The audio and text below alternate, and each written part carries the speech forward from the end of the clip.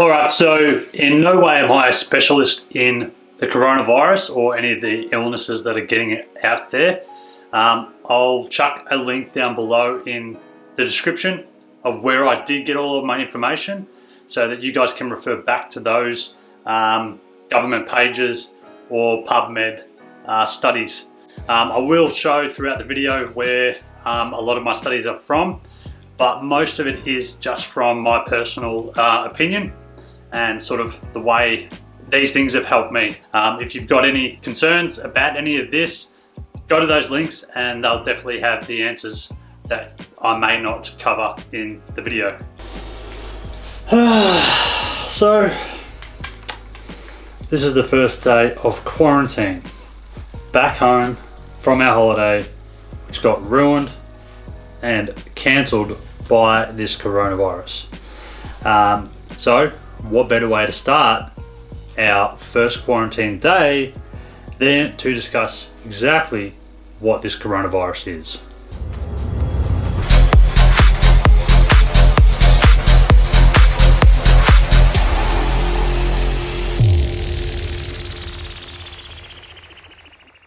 I lost my GoPro 8. This is another reason why I'm doing this and not my holiday videos. I'm waiting for United Airlines to get back to me to let me know if they found my camera. I think it was put in the back of one of the flight seats, but I'm not too sure. It could have been in the hire car as well. So we've sent emails out to try and chase this up, but we have no idea where it is. So fingers crossed they get back to me with some positive news, or someone hands it into the Orlando airport. So it kind of sucks. That's like $600-700 worth of camera equipment, which was very helpful. I'm back onto the Sony a6500, which is also a good camera, but just takes a little bit more setting up and camera work to get what you actually want out of it. So I wanted to bring up the coronavirus. One of the first discoveries of the coronavirus was back in Jordan in 2012, and that was known as MERS, which is the Middle Eastern respiratory disease or illness. So this new virus, it does attack the respiratory system like the other two, MERS and SARS. Some of the symptoms are like an increased fever, and that's the body's mechanism of fighting the virus. So it can kill any bacteria that can't withstand the heat, and that's what the body does by increasing the fever. Now, doctors do recommend that you try and lower the fever because there's more danger to elderly or young people who do have a higher temperature to cope with. So it is recommended to try and keep the fever down, but to me, I would definitely, let the body do what it needs to do if you're a healthy, fit, athletic person. Ways of lowering the fever is aspirin, but probably wouldn't give that to children anyway, or people with sort of high blood pressure. So another symptom is coughing. I've been in the construction industry for a long time. I've had my fair share of chemicals and fibers like asbestos, dust, smoke, and it can leave an irritant within your lung, causing a build-up of mucus in the throat. And what we want to do with that is try and get rid of any of that mucus that is sitting in that throat, because that's caused that itchiness for us to cough all the time, leaving the irritant to swell up and be more present in the lungs, thus causing more irritants in the throat, and there's a back and forth kind of problem which you can't get rid of unless we use medicines to break down the mucus that is in the throat. Or I did find a study on pubmed.gov that they were trying to determine whether hot drinks had any effect on nasal airflow or the symptoms of common cold and flu. Now, they found in conclusion that hot drinks compared to cold drinks, like fruit drinks, did have some type of an effect. The results support that a hot, tasty drink is beneficial in treating the relief of most symptoms in the cold and flu. And another symptom to the coronavirus is the shortness of breath. And this can be just a buildup of carbon dioxide or acid within the blood. There's now a new study published in the American Journal of Gastroenterology. Now that is shortness of breath, stating that tummy aches such as diarrhea can now be the first signs of having the coronavirus. I'm not too sure about this, but that's, these are just things that I've read up on now, or friends of mine that have sent me. So I'm just letting you guys know what I get told. Symptoms are thought to appear between 2 and 11 days. Some say it come from the wet markets in Wuhan, China, where wild animals are held captive together and sold as delicacies or pets. A terrifying mix of viruses and species can definitely occur here. Also, the horseshoe bats in China were a main culprit for carrying the virus, until recent investigations announced it was actually because of humans. They went in and ruined their natural habitats for the bats, putting them under a lot of stress, causing the bat's immune system to be challenged and make it harder for them to cope with pathogens it otherwise took into its stride. As Professor Andrew Cunningham of Wildlife Epidemiology at the Zoological Society of London said, this can cause the infection to increase and be excreted from the bats. Now you think of it like the cold sore virus. When humans are stressed along with this virus, it causes a visible cold sore, and this can also happen with the bats too.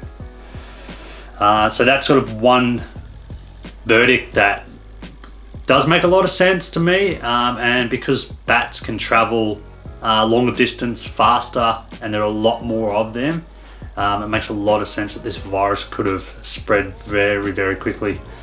And China being like a very dirty, not a very dirty, but in some areas that, those animals aren't looked after the best, so they can carry a lot of diseases. Like ours, like any animals, mammals, they're out in the wilderness, they need their bodies and their mechanisms to fight these bacteria and viruses off, whereas our bodies are looked after, we're inside, we're a little bit softer, so for our immune system to have the upkeep to fight these new viruses, especially with populations growing so dramatically, we're ruining more and more habitats and environments, causing different stresses, different outlays of environments. So fire for one, causing more smoke and world disasters and things like that. So we're under a lot of stress, and I don't think it's going to get any easier for us. That's why it's sort of so important for us to look after our health, because you don't know what's coming. So for one, you want to make sure that you're eating the right types of food, looking after your health, and maintaining the correct weight for you and your lifestyle. Being obese isn't healthy. It's definitely enjoyable, but not healthy. And those people are at higher risk of catching these viruses and diseases and not having the immune system strength to fight them off. So I highly suggest looking into either a coach or starting a diet and working on bettering your health now. And it's not all about training. Food's going to have a bigger difference, make a bigger difference on your body and your health than just going to exercise. But we want to look at how do we avoid this. So with the virus, I definitely would recommend just stay away from people that are sick. And if you are in the gym, people that have recently come home from travels like I have aren't allowed to go to the gym. So let's presume we're all doing the right thing, and they are staying at home. Those that haven't traveled should be well and truly safe. Like, carry on with what you were doing. Maybe if you are unsure, I would wash your hands before and after. Even wash the machines with a wipe. Most gyms now have spray and cloths and that, so you can wipe the machines down. They're going to be appreciative of that too, because you're looking after their equipment. But if you do think that someone is sick, even if they have the flu, they shouldn't be in the gym anyway. You really want to stay home if you do have the flu, and don't put that added stress on your immune system. Like, it doesn't need it. It's already trying to fight off this vaccine, this virus and bacteria. You shall not pass! Why would you go? You can't out-train it. You just need to rest. Stay hydrated. Drink water! Make sure you're getting enough calories in so that you can back up your white blood cells with enough nutrients so you can fight these things. And rest and recovery, just like building muscles, is the ultimate tool that we could use. Along with that too, washing hands for a minimum of 20 seconds with alcohol-based and ammonia-based products. Getting all these flavored and smelly based products, they aren't necessarily high in alcohol, so they're not really going to do anything. They're just going to make you smell nice. I don't understand why people buy them, but look, you're gonna have nice smelling hands, and for that, look, if you've got alcohol smelling hands, you're probably not going to touch your face anyway. But you want to avoid touching your face, because your face is one of the main areas that you are going to catch or spread infections. You've got your ears, they're open to catching particles. Nose, mouth and eyes can all catch particles and share infections. Itchy eyes can be prone from dehydration, so being dehydrated can make you want to touch your face as well, because you dry lips, itchy, irritants, so make sure you stay hydrated. And on that note, 3 to 4 litres is generally the amount of water that you want to try and get in each day. For women, it's a little bit less, like 2.5 to 3 litres is definitely enough. I found that I need more. If you're a high caffeine drinker, definitely would have a lot more. Even though studies have shown that caffeine doesn't necessarily dehydrate you, because the amount of fluid that they have in the coffee sort of negates the effect of your body's temperature rising. But we can go into that in another look of caffeine and pre-workout video. I've got 14 days to do nothing. But on that note, washing hands, try touching as little as possible anything. Like if you go into the elevator, doorknobs or anything, you can use your elbows. If you're coughing, cough into your sleeve. Cover your mouth when you sneeze. These masks don't do a lot. I mean, you've got gaps everywhere and the small particles that we can't see flying around in the air, and they will, like your mouth, like a vacuum, is going to suck it in. So these masks are designed to keep the person wearing it from spreading their disease. Like surgical masks, when they go to or the surgeons, when they go and do their surgery, they put the mask on so they don't risk infecting the patient, not the other way around. They can help though, like I'd wear them to be safe, but you've got to, if that mask is holding on to all of the spit or particles that have been carried around in the air, then you're taking it off, upsetting it, and actually causing more bacteria and particles to float in the air wherever you take it off. So I just wouldn't even worry about it. I'd firstly, stay home, then worry about your immune system. Start eating better, fruits, vegetables, fiber, staying hydrated. Being active is still good. I mean, I don't condone massive amounts of exercise, like extreme workouts like I would do, but even walking or just getting the heart rate up and being active is amazing for your body, and it puts it in the right mindset too, to keep the results coming in, and it sort of knows what to do with the fuel that you're giving it then too. So then, like, for this to affect your training and recovery, it's definitely going to be hard because it hits the respiratory system.